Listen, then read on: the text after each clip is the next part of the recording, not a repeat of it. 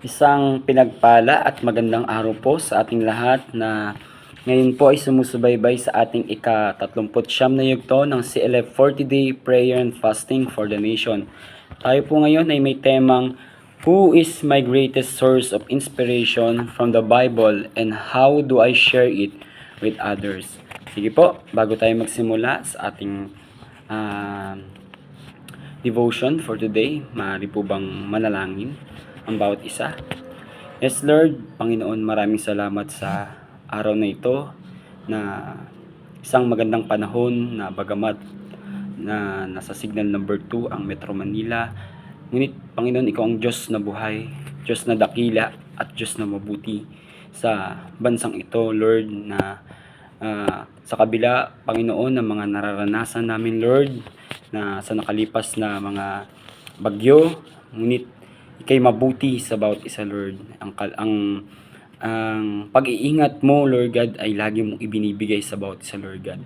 Salamat, Lord, sa panibagong oportunidad na ibinigay mo sa iyong lingkod na muli ay makakapagbahagi ng iyong magandang balita at ma-share, Panginoon, sa napili kong karakter sa Biblia na makapagbigay sa kanila ng inspirasyon, magbibigay sa kanila ng kagalakan na malaman kung ano ba ang kahalagahan ng may ganitong gawain, Panginoon. Salamat, Lord, nawa ang mga makapakinig sa anumang dako ng mundo, sa anumang dako ng Pilipinas, sa ibang bansa ka man, dalangin namin, Ama, na nawa, Panginoon, na may mapulot sila na aral mula sa iyong mga salita at magbigay sa kanila ng kalakasang hindi lang physical kundi spiritual sa kanilang mga buhay. Salamat, Panginoon, itago niyo sa iyong likuran, Lord God, na Panginoon, ang mga lalabas sa aking bibig, ang aking mga sasambitin ay tanging ikaw lang mga parangalan, maitaas at mapapurihan higit sa lahat. Salamat, Lord, in Jesus name we pray. Amen. Ayan, isang napakagandang pribilehiyo na ibinigay sa atin ng Panginoon na muli ay makapag-share ng magandang balita ang inyong lingkod. Ako po si Kuya Roland ng CLF na Botas na ngayon po ay mag-share ng ang tema natin po ngayon ay Who is my greatest source of inspiration from the Bible and how do I share it with others? Ito pong i-share ko na isang karakter sa Bible. Alam po naman natin na ito is familiar na sa bawat isa. At alam ko, yung ibang kapatiran natin sa mga napanood kong mga nakalipas na devotion is nabanggit na ito. Ang aking pong napili at talagang nakaka-inspire na kwento is si Job. Yan, amen po. Talagang alam naman natin ang kwento ni Job. Talagang yung faith niya sa Lord is napakatibay. Diba? Walang kahit anong problema ang makakapigil sa pagbibigay ng papurit pasasalamat niya sa Panginoon. Sige po, bago tayo magsimula, basahin ko muna po yung summarization ng kwento ni Job. Sabi po, dito sa pagtitiwala sa pagmamahal ng Panginoon. Si Job ay isang mabuting tao na nagmamahal sa Panginoon at sumusunod sa kanyang mga utos.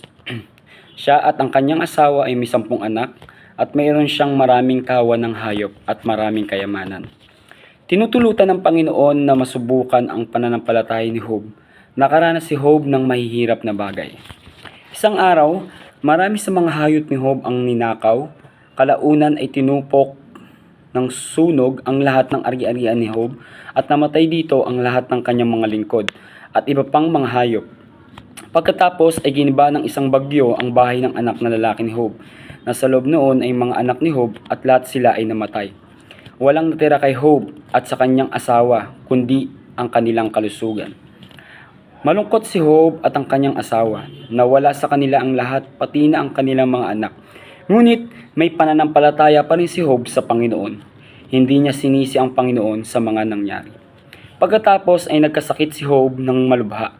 Binalot ng masasakit na pigsa ang kanyang katawan. Nagtaka si Job at ang kanyang asawa kung bakit nangyayari ang lahat ng masasamang bagay na ito. Nagsalita ang Panginoon kay Job at ipinakita niya rito ang mundo, ang mga bituin at ang lahat ng bagay na nabubuhay. Tinuruan ng Panginoon si Job ng isang mahalagang aral. Ang lahat ng bagay ay nilikha upang tulungan ang mga anak ng Ama sa langit na malaman ang tungkol sa kanyang anak na si Jesucristo at sumunod sa kanya. Nagsisisi si Job at hiniling niya sa Panginoon na patawarin siya sa kanyang pag-aalinlangan. Nangako siyang magtitiwala sa Panginoon. Alam ng Panginoon na minahal siya ni Job. Pinagaling niya si Job at binayaan niya ito ng mas maraming anak at 2 beses na madami ng kayamanan na mayroon siya noon. So, kung narinig po natin, di ba, si Job talaga, yung faith niya sa Lord is talagang napakatibay, di ba po? Nawala na yung kanyang mga ari-arian, namatay yung kanyang mga anak, di ba? Nasunog ang kanyang mga hayupan, halos lahat ng kayamanan niya nawala sa kanya. Pero but still ang faith ni Job ay nananatiling malakas at matibay. 'Di ba? Kahit nga sabi ng asawa niya, sige, sumpa mo na yung Diyos mo kasi puro paghihirap na lang ibinibigay sa iyo. Naging mabuti ka naman sa kanya, naging tapat ka naman sa kanya, pero ganun. Pero ang sinagot ni Job, talagang ang Panginoon niya lamang ang nakakaalam ng lahat ng mga bagay. So sa ating buhay, 'di ba? Tayo bilang mga Kristiyano, nakakaranas tayo ng iba't ibang mga pagsubok, ng ibang mga problema, kahit na to the point na hindi na natin naaalala ang Panginoon. Hindi natin binabalikan yung kabutihan ng Panginoon na ginawa niya sa atin. Na kung iisipin natin kung pasasalamatan lang ba natin ang Panginoon sa mga mabubuting ginagawa niya sa atin, o pasasalamatan din natin ang Panginoon kahit sa worst na nangyayari sa buhay natin. Tayo bilang mga Kristiyano, alam naman natin na doon sa kwento ni Job, nilarawan sa buhay ni Job na hindi laging alam ng tao kung paano kumikilos ang Diyos sa napakaraming kaparaanan sa buhay ng bawat isang mananampalataya. Ang buhay ni Job ang nagtutulak sa atin na magtanong ng isang napakakaraniwang katanungan. Bakit ba nangyayari ang masasamang bagay sa mabubuting tao? Katulad niya ni Job, di ba? Ito ay isang tanong na kasabay ng tao sa mundo at napakahirap sagutin. Ngunit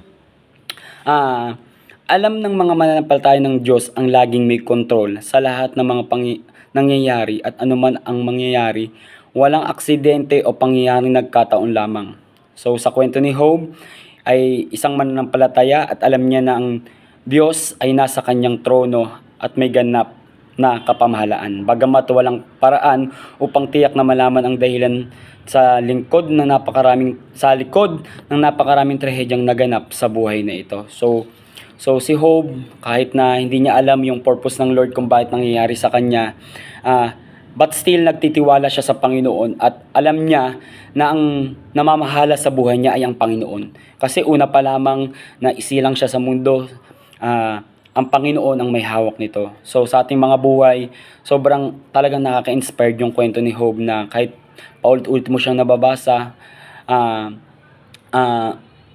na nakaka-inspired pa rin yung buhay ni Job na talagang, alam mo yun, talagang dapat tularan talaga si Job yung kanyang faith sa Panginoon, na sinasabi dito na maaring ang pinakamagandang aral dito talaga na natutunan ko sa kwento ni Job, hindi nananagot ang Diyos kanino man sa kung ano ang nais at hindi niya nais gawin. Ituturo sa atin ang karanasan ni Job na maaring hindi natin malaman ang dahilan ng pagdurusa. Ngunit dahil tayong nagtiwala sa makapangyarihan at banal na makatarungang Diyos, ang kanyang mga gawa ay sakdal. Amen po ba? Diba sabi sa awit 18:30, dahil ang gawa ng Diyos ay perpekto, makakapagtiwala tayo na anuman ang kanyang gawin at anuman ang kanyang pahintulutan ay perpekto din naman. Hindi natin maasahan na ganap nating mauunawaan ang isipan ng Diyos gaya ng ipinapaalala niya sa atin. Sabi doon, ang aking kaisipan ay hindi nyo kaisipan at ang inyong kaparaanan ay hindi nyo kaparaanan. Kung paano ang langit ay mas mataas kaysa sa lupa, ang aking kaparaanan ay higit kaysa sa inyong kaparaanan. At ang aking kaisipan ay hindi maabot ng inyong kaisipan. So tayong bilang mga Kristiyano, sa tingin natin, minsan tingin natin parang hindi nakikita ng Panginoon yung ginagawa natin, kung tingin natin hindi nakikita ng Panginoon yung problema natin, kung tingin natin hindi nararamdaman ng Panginoon yung nararamdaman natin, lagi nating tandaan ang kaparaanan natin ay ang kaparaanan ng Panginoon ay hindi kaparaanan niya. Di ba po ba? Ang kaparaanan ng Diyos ay hindi tulad ng kaparaanan natin. At ang kaisipan natin ay hindi tulad ng kaisipan ng Panginoon. Kaya tayo bilang mga Kristiyano at nananampalataya sa Kanya, mag-stick lang tayo sa faith natin. Di ba po ba? Sabi nga sa kanyang salita sa Santiago 1:1-2, magalak tayo kung mga nakakaranas tayo ng mga pagsubok dahil alam natin diyan tumitibay ang ating pananampalataya. Diyan tayo hahasain ng Panginoon sa pamamagitan ng ating paglaban sa pagsubok, sa pagsolusyon sa mga pagsubok na nararanasan natin. So dito, ang pinapakita lang sa kwento ni Job, maging matatag tayo sa ating pananampalataya, maging matibay tayo. Huwag tayo magpadala sa kung ano man ang binibigay ng mundong ito, kung ano man yung nararanasan natin dito sa mundo. Ang malaga, may Diyos tayong kinakapitan. At ang responsibilidad natin sa Diyos ay sumunod sa Kanya. Amen po ba? Ang magtiwala tayo sa Kanya at lalong-lalo na magpasakop tayo sa Kanyang kalooban. Amen? Naunawan man natin o hindi ang Kanyang ginagawa, kung gagawin natin ito, matatagpuan natin ang Diyos sa gitna ng ating mga pagsubok. So kung tayo may mga pagsubok na nararanasan, na katulad ng nangyari kay Job, hindi man physically, kundi mentally, yan, mga nararanasan natin, stress, minsan pa nga may mga nadidepress, di ba? Amen po ba? Lagi natin tandaan na magtiwala tayo sa Kanya, magpasakop tayo sa Kanyang kalooban, para malaman natin yung ginagawa sa ating Panginoon, yung prosesong ginagawa sa atin ng Panginoon. Kung gagawin natin ito, matatagpuan natin na ang Diyos sa gitna ng ating mga pagsubok. Makikita natin na mas malinaw ang kadakilaan ng ating Diyos at masasabi natin gaya ni Job, nooy nakilala ko kayo dahil sa sinabi ng iba, subalit ngayon nakita ko kayo ng sarili kong mga mata. Amen po ba? So sa kwento ni Job, talagang nakaka-inspire talaga nang sana ang ating ibang mga kapatiran, saan man kayo, o sa ibang bansa man kayo, yung mga nanay na sa ibang bansa, yung mga tatay na sa ibang bansa, o mga kaanak na sa ibang bansa, hindi natin alam kung ano yung mga nararamdaman nila, kung nangungulila ba sila. Ang mahalaga, nasisharean pa rin natin sila. Asisend natin sila sa pamamagitan ng online, di ba? Meron na po. Share tayo ng Word of God. Send natin sa mga friends natin, sa mga kakilala natin, lalo sa pamilya natin kung malalayo man sila. Na lagi nating ipaalala sa kanila na ang Diyos ay laging nandyan, nakaagapay.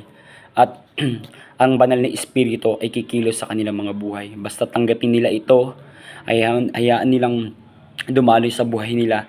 Nang sa gayon ay malaman nila kung ano ba talaga yung ipinapagawa ng Panginoon. Hindi lang sa kanila, kundi sa atin. Sobrang etong kwento ni Job talagang hindi isa sa hindi ko makakalimutan, dahil isa rin ako sa na-inspired sa kwento niya, na natutunan ko din na magtiwala sa Panginoon, na magpasakop lamang.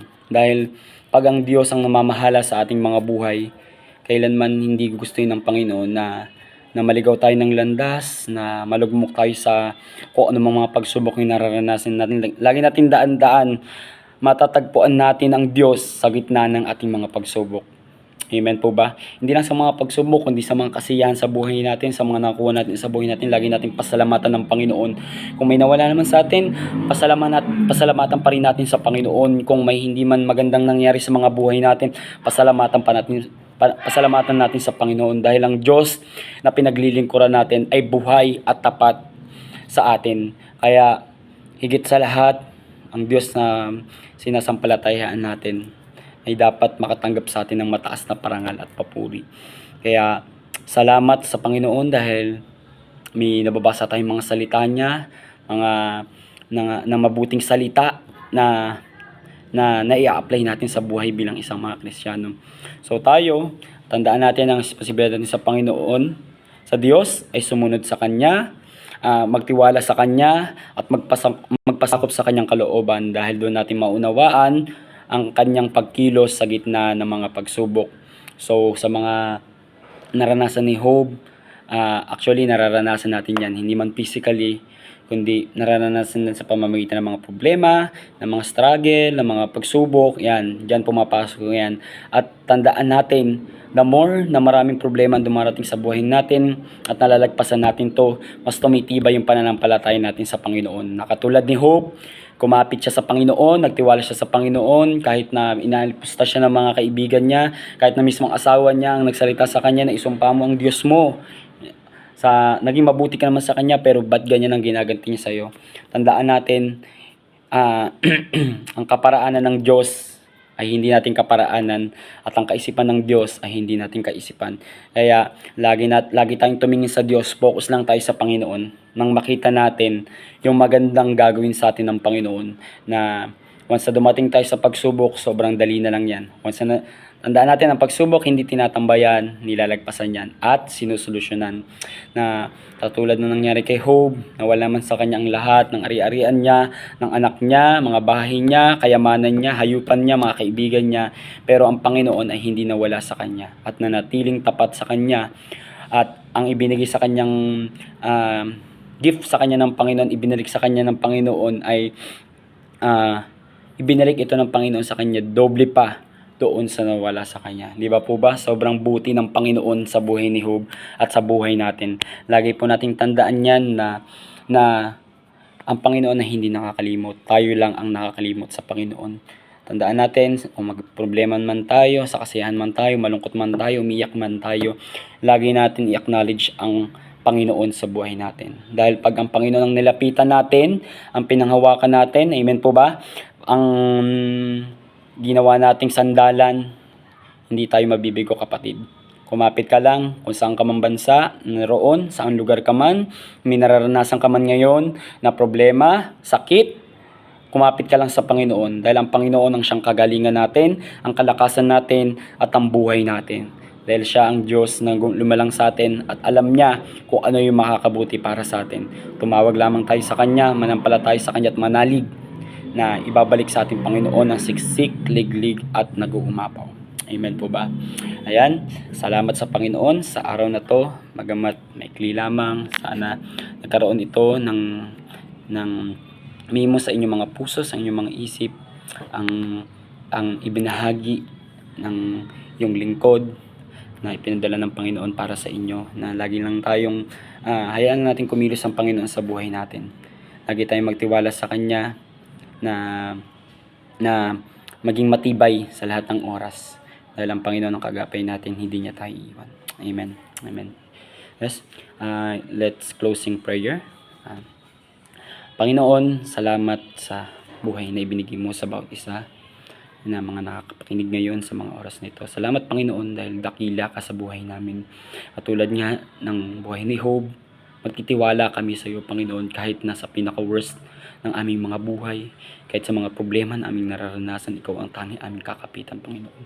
Wala kaming, Panginoon, na ibang Diyos na paglilingkuran kundi ikaw lamang, dahil ikaw ang Diyos na tapat sa aming mga buhay at ipinakita mo ang isang malaking mirakulo sa aming mga buhay, na simula pa lamang sa aming pagising, Panginoon, ay laking pagpapala na, Panginoon, sa aming mga buhay, Lord. Dalangin namin, Ama, sa oras na ito, sa aming pagtatapos, Panginoon, na patuloy nga, Panginoon, ng blessing ay ibigay mo sa bawat isa, Lord God, na nakakapakinig, Panginoon. We thank you, O God, sa buhay na ibinigay mo sa amin, Lord God. At tanging ikaw lamang, Panginoon, ang aming kakapitan, ang aming panghahawakan, wala ng ibang, Lord God. Dalangin din namin, Ama, Panginoon, ng bansang ito, na patuloy nga, Panginoon, na i-bless mo, Panginoon, lukuin mo ng iyong banal na dugo, Panginoon, pakilusin mo ang iyong banal na espiritu, Lord God, sa bawat isa, Lord God. Nang sa gayon, O God, ay malinawan ang kanilang mga isip, ang kanilang mga puso sa purpose mo, Panginoon, para sa kanila, Lord God. Salamat, Lord, kung wala kaming Diyos sa buhay namin, Lord God, hindi namin alam, Lord God, kung saan kami tatakbo, Father God. Hindi namin alam kung paano kami kikilos bilang isang tagapaglingkod mo, Panginoon. Salamat sa banal na espiritu mo na patuloy na nananahan sa aming mga buhay at nagkukonvict sa amin, Lord God, sa mga pinapagawa mo at nagpapaalala, Panginoon, sa kabutihan mo, Lord. We thank you, Lord. Dalangin namin, Ama, Sa gabing ito, Lord God, ay magkaroon ng kapayapaan, Lord God, at yung bagyo, Panginoon, na signal number 2 na, Panginoon, sa Metro Manila, Lord, winawasak namin ito, Lord God, in Jesus name, Lord God, in Jesus name, Lord. Alam namin, Panginoon, nakikilos ka sa bansang ito, Lord God, na hindi mo hahayaan, Lord God, na marami ang mapahamak, O God, Panginoon, marami ang mamatay, Lord God, marami ang masirang mga hanap buhay, Father God. Nagtitiwala kami sa iyo, Lord God, nananalig kami sa iyo, Lord God, dahil ikaw ang Diyos na aming tagapagligtas, ikaw ang Diyos na may hawak ng aming buhay, na katulad ni Job, na ipinagkakatiwala namin sa iyo, Lord God, mula sa minuto, segundo, oras ng aming buhay, itangin namin sa iyo pinagkakatiwala. Salamat, Father God. In Jesus name we pray. Amen. Thank you, Lord. Thank you, Lord.